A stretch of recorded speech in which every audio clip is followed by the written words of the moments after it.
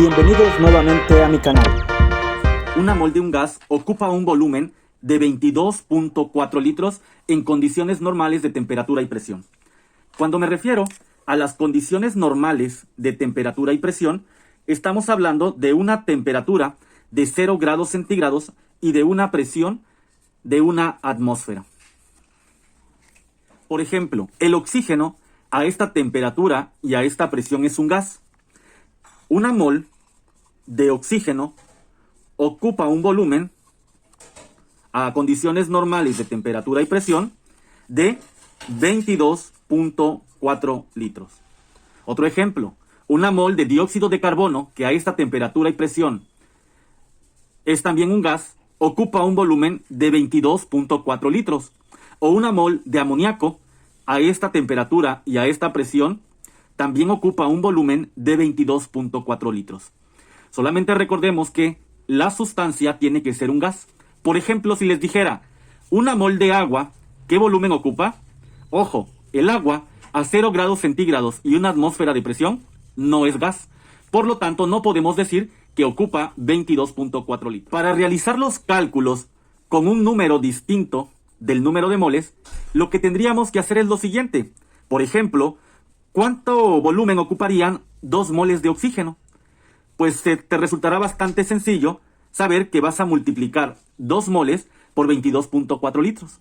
¿O qué volumen ocuparían 3 moles? O sea, el triple de 22.4 litros. ¿Y 4 moles? ¿Y 5 moles? Entonces, para calcular el volumen molar en condiciones normales de temperatura y presión, lo único que tenemos que hacer es multiplicar el número de moles por 22.4 litros por mol. Volumen en condiciones normales de temperatura y presión, debemos multiplicar el número de moles por 22.4 litros. Veamos algunos ejemplos. ¿Qué volumen en litros ocuparán 4.5 moles de dióxido de carbono en condiciones normales de temperatura y presión? La fórmula que ocuparemos es volumen en condiciones normales de temperatura y presión va a ser igual al número de moles multiplicado por 22.4 litros por mol. Vamos a ver qué datos nos brinda el problema. ¿Conocemos el volumen en condiciones normales de temperatura y presión? La respuesta es no. Eso es justamente lo que nos está pidiendo el problema. ¿Conocemos entonces el número de moles? Sí, aquí están 4.5 moles. Recuerda que si en algún ejercicio, en lugar de darnos el número de moles, nos dieran los gramos de sustancia, lo que tengo que hacer primero es calcular con esos gramos de sustancia el número de moles y posteriormente utilizar la fórmula para calcular el volumen en condiciones normales de temperatura y presión. En este caso, ya nos dan el número de moles, por lo tanto puedo utilizar la fórmula directamente. Vamos a realizar nuestra sustitución.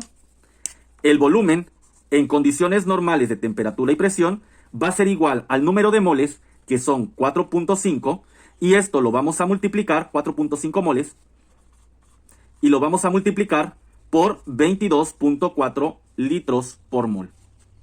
De esta forma, los moles y los moles se van a cancelar y únicamente nos va a quedar la unidad en litros. Realizamos esta operación en la calculadora y como resultado nos da volumen en condiciones normales de temperatura y presión, 100.8 litros. ¿Ok? ¿Qué volumen en litros ocuparán 4.5 moles de dióxido de carbono en condiciones normales de temperatura y presión? Ocuparán 100.8 litros. Espero te haya quedado claro y nos estaremos viendo en algún próximo video.